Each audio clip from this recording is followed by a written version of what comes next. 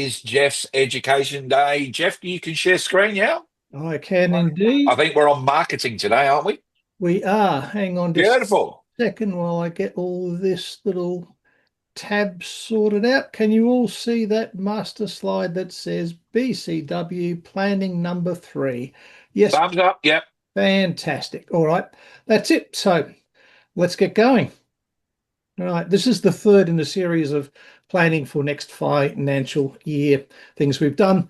I won't go through this, who I am. You guys already know me by now. Those of you who don't, it's pretty easy to tell that I'm a talking head who's been around a little bit. As usual, I normally put up rainbows and unicorns, none of those, but I decided this week we'd look at, there's no BS, okay? Everything I'm going to talk about after the next couple of slides is stuff you can take away and start using. And in fact, you should start using to plan your marketing for the next financial year. As always, time is short, so we'll get going. One thing that all human beings, including all of us on this call, love and want is purely and simply the fact we like to know that the people we're dealing with have some form of plan or blueprint. They know what they're going about. So if when you're doing your marketing, this is one reason a couple of people here have asked me, why would I waste all this time planning? Well, the thing is, if you don't have a plan, you're going to suffer. You're going to go elsewhere. And if you can't talk to your clients about, I've got a plan to show you how to do things, then they'll be less interested. So whether it's a map that you've got for next year, whether it's a blueprint you've got designed up, or whether it's just something that's how to, and you've decided to do your plan along those lines, it doesn't matter. But a key thing with you and your business, more so than ever before, is you need to stand out. It's a million channel world out there. AI is only making it more cluttered. In fact, it's brought in more mediocrity than I've ever seen before in my life, but nonetheless, visibility is incredibly important to you and your business. If you're invisible in your marketplace, you're not going to do business. It's simple. And how can you improve your visibility? Well, you can make sure you're using the right social media. You can make sure if you're advertising, doing paid ads, your ads are actually getting traction and they're not just on default. And you should be looking at, I would suggest, doing a promotion a month for the rest of 2025 to try and get things going. Promote them for 2 weeks, run them for 1 week, and then move on to the next. Again, of course, it depends on the type of business you've got. Your business may not lend itself to a monthly promotion. It might be a quarterly promotion, but nonetheless, take the idea that unless you promote, you probably won't grow. The point of visibility and the point of standing out is you need to have a unique selling proposition, or a subset of that is a point of difference. The unique selling proposition or a point of difference should answer a simple question for your potential clients. Why would I do business with you instead of someone else? What makes you better or different or a better choice for me than some of your competitors? If you haven't created a USP or a point of difference, grab a call with me and I'll see if I can help you sort one out. Marketing plans, most people talk about marketing plans and there's this plethora of stuff. Well, there's product placement and research and strategy and public relations and publicity and direct marketing. It's too much, all right? You can really break product down into the classic 5 Ps, which are product, purpose, price, place, and promotion. This thing here is a thing called a Kipling lens, which is something I created couple of decades ago based on Kipling's things. You know, I had 6 friends, 6 men who served me well. You need to be able to understand what your product is. Is it a service? Is it a tangible product or not? What is the purpose of this product or service? In other words, what problem does it solve? How much are you going to charge for it? How are you going to get the product in people's hands or on their computers or in their brains? And how will you promote it? So these are the types of questions you need to be asking yourselves. And you need to be clear on things like, if it's going to be a product, a tangible product, what type of product will it be? How will the product be delivered? How much will it cost to produce? What's your margins? These are vital questions to do. So the marketing plan process, really, there's a lot of steps. And like everything else in business, it is simple, but not necessarily easy. You need to decide your market. Who's your niche? Who's the clients that you're looking for? You need to decide on your 6 messages. I'll talk to that in a minute. You need to decide on your platforms. What's the best way for you to get in front of your target market?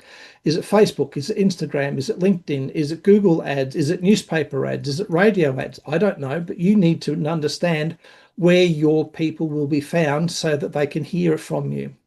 You need to decide on your content type. Is your content type best written? Is it video? Is it slides? Is it audio? What's the best type of content for you? Here's a hint. You should probably be using all types of content if you possibly can. Decide your creation timing. By that, I mean, if you're going to be using digital marketing, you need to be looking at when am I going to record my videos? When am I going to get them transcribed? When am I going to post them? So in other words, you've got to put time into creating your content. So part of your marketing plan needs to be, when am I going to create the content? I tend to shoot all my videos every second Monday. I take Monday morning, an hour or two here, and I shoot my videos for the entire month. So that's what I mean by content creation timing. Decide your repetitious tasks, the tasks you have to do over and over again, especially in social media. Are you going to post every day? And when you're going to post, is it 11 o'clock? Is it 2 o'clock? Or is it 3 times a day? Decide your repetition tasks, because then you'll be able to put together a plan for them. Decide when you've got to post things or release your promotions. Decide who executes them. Is it you? Is it a VA? Is it someone else in your business? You should have a posting and execution plan, and you should have a review process to keep an eye on what's working. Of course, most marketing these days, people think about digital marketing, but please do not forget about the good things. Funnily enough, snail mail letters is working better than ever before. Sending potential clients a letter works really well. There's a really old thing called lumpy mail, which is where you send someone a letter with something enclosed in it. One of the things I used to do was send people a letter with a Panadol tablet attached to the top right-hand corner. And I used to say, let me take away your headaches, right? Other people have sent them with tea bags, which have said, make yourself a cup of tea while I tell you how I can fix X problem for you. I got my first executive job by sending the right hand of a mannequin to the recruitment agency with a headline on it. My CV attached a headline on it, said I give my right arm for this job. So I did. I got the job. So lumpy mail works well. Snail mail works well. Letterbox drops can still work depending on your product or market. It doesn't have to be all digital, but I'd suggest you should be looking at a whole circle of things to promote your business. You need a marketing calendar and a marketing or promotion calendar. And that really means you need something that's going to tell you what's happening at least every month for the next 12 months of the financial year. So the idea to set this up is quite simple. Decide what it is you want to promote about your business, who you want to promote it to, and on which medium. Is it video, etc., etc. Write down as many possible triggers and types of promotions as you can come up with. Triggers are things like Small Business Week in New South Wales is October each year. So if you service the small business community, you'd be crazy if you weren't doing a promotion during that week, for example. Pick and choose your promotions and your triggers. How long is it going to last for? And look at your timings and design. So if you're going to run Christmas in July, it's going to last one night usually if you're a restaurant. So take 4 weeks to launch it, 2 weeks to get people to sign up for it. Then you're going to do it. So you need 6 weeks before it actually happens. Make it go on.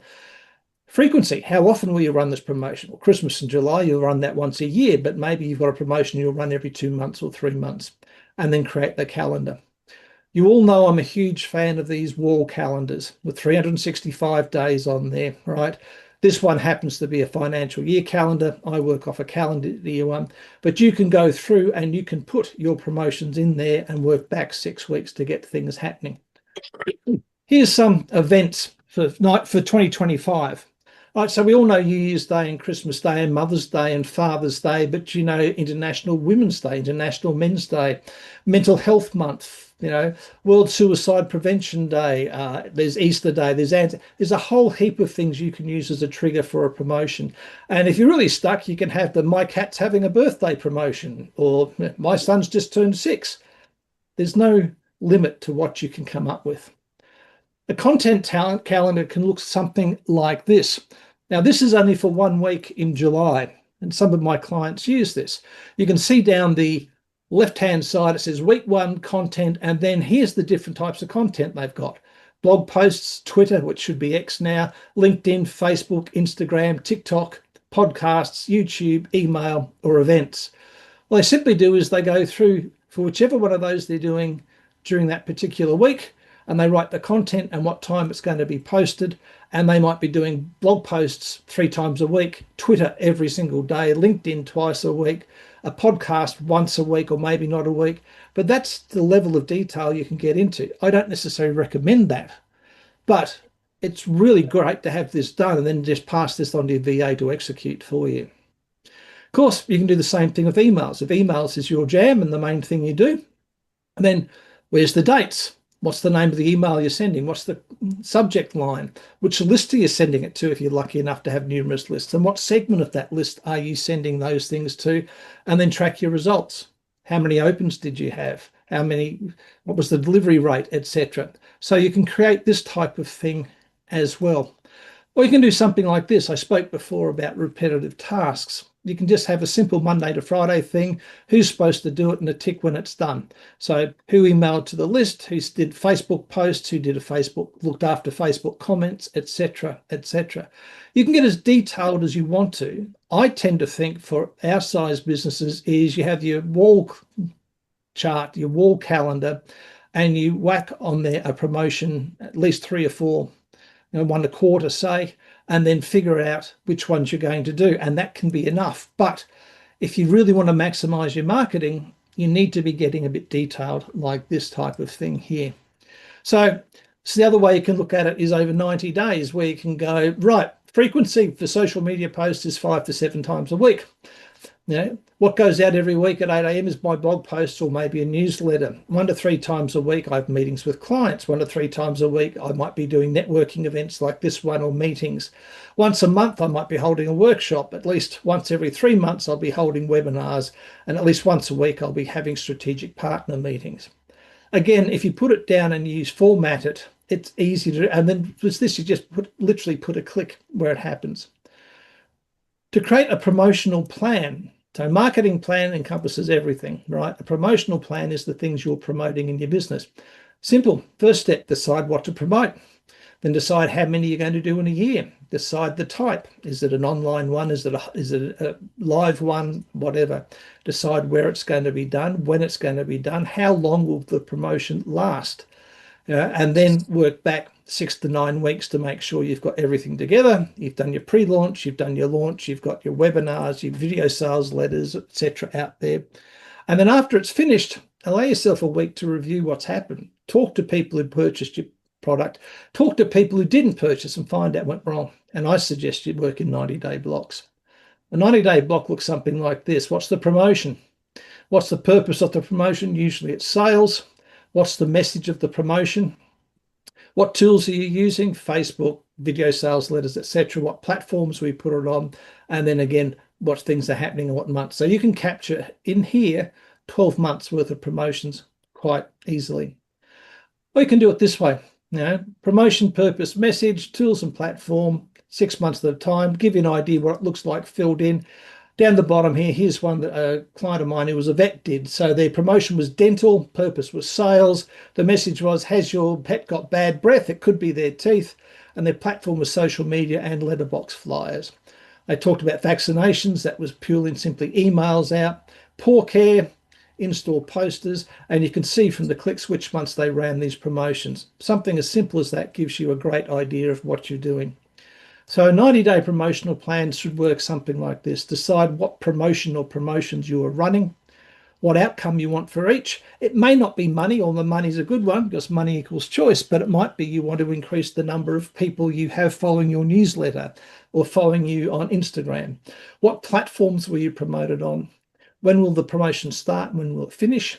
Work backwards, as I said. Give yourself 6 to 9 weeks to plan it, promote it, and launch it. Decide the duration of it.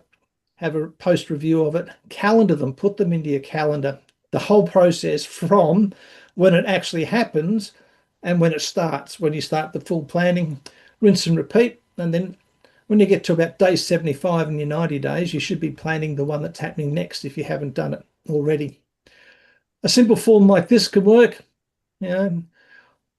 Promotions down the side, week 1, week 2, week 3, up to 13 weeks, that covers 90 days. So you can simply fill in a form like that. There's all sorts of forms you can create. The idea is to have one that works for you. Understand this, again, I've said this before, at its most basic, your business should exist to make people happier by fulfilling a want or a need, or more importantly, by removing or reducing a pain with your service or product.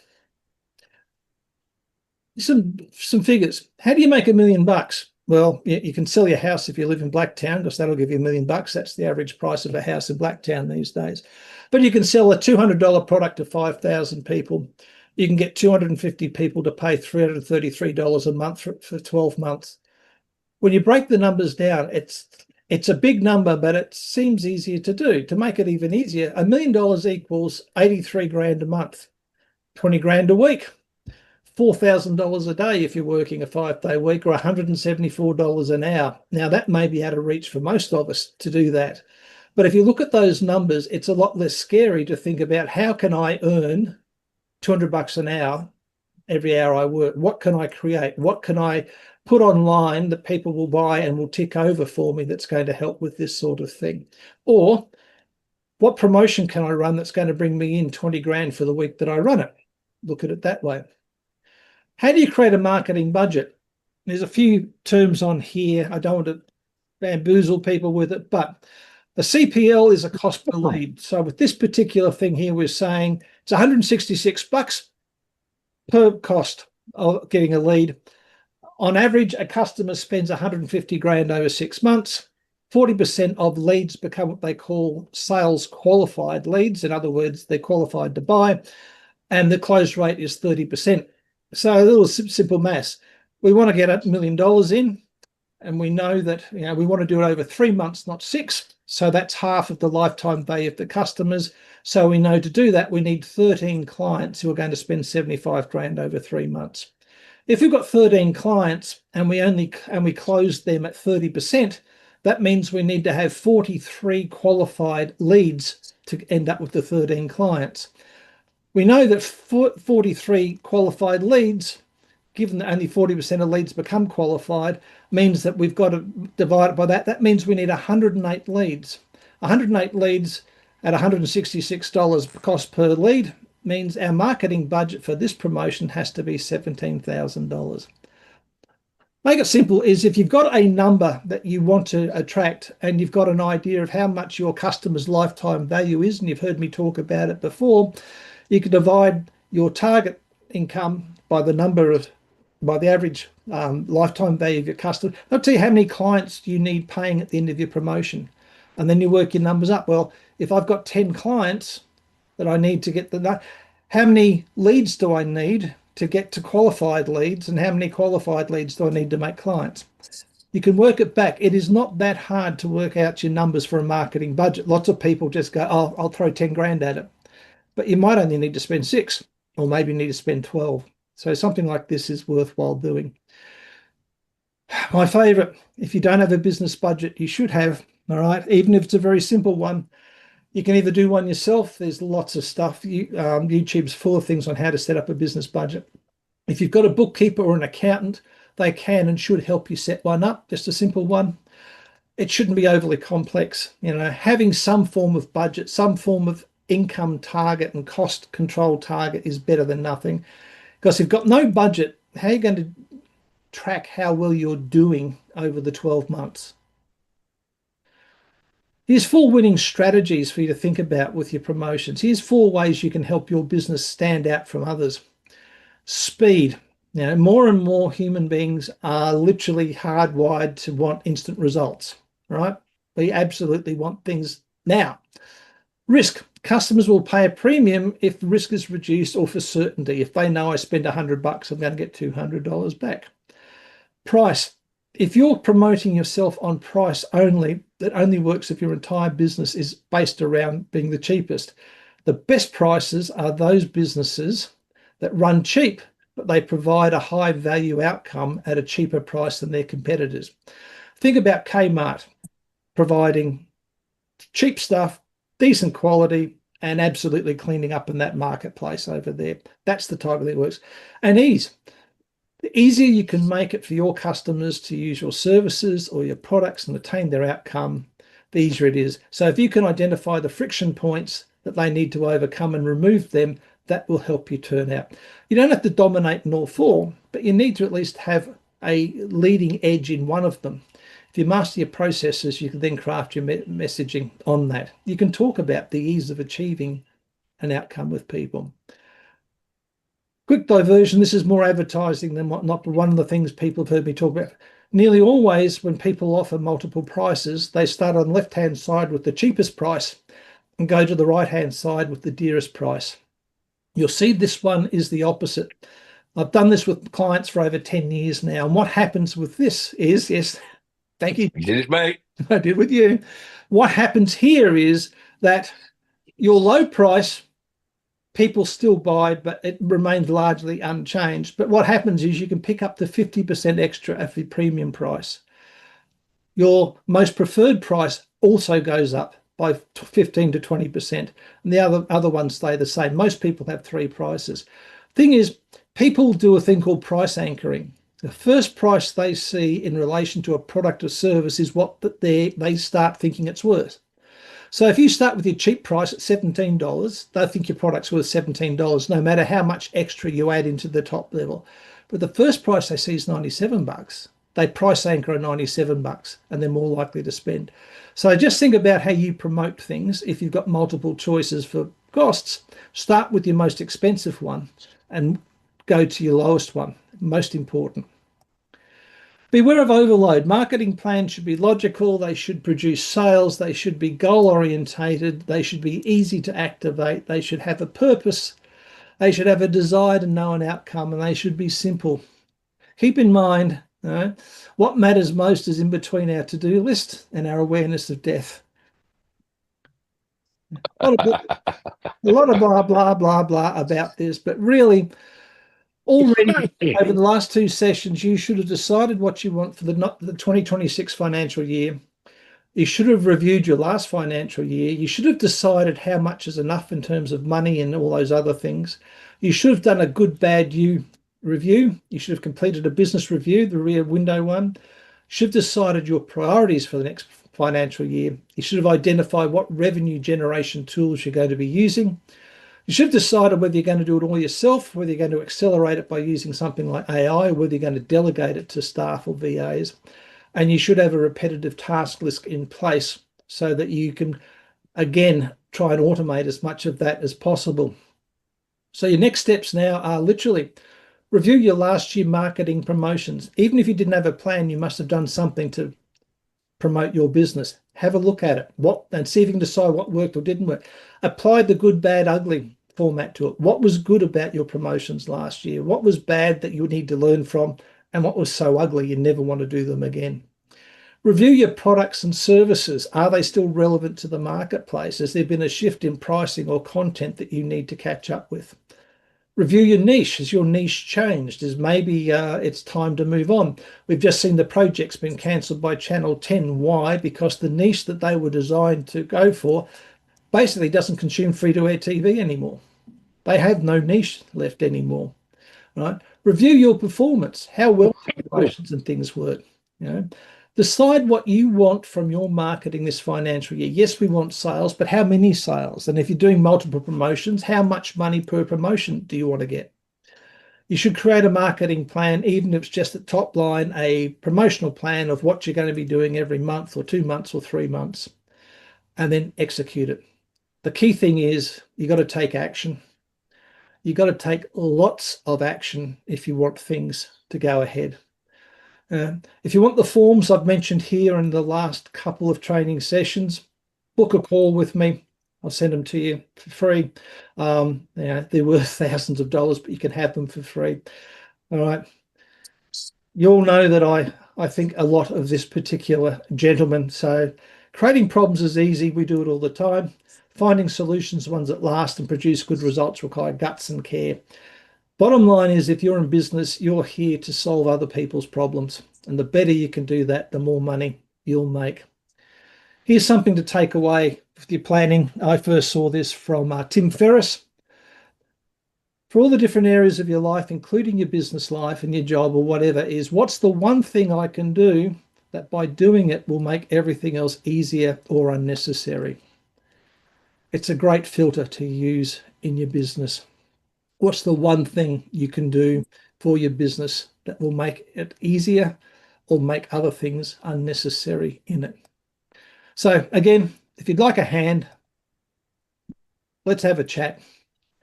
Love to help you out. And yes, I hope I impress you enough that you'd like to work with me. But the bottom line is I will help you try and get things done for your business. That's it. Thank you very much.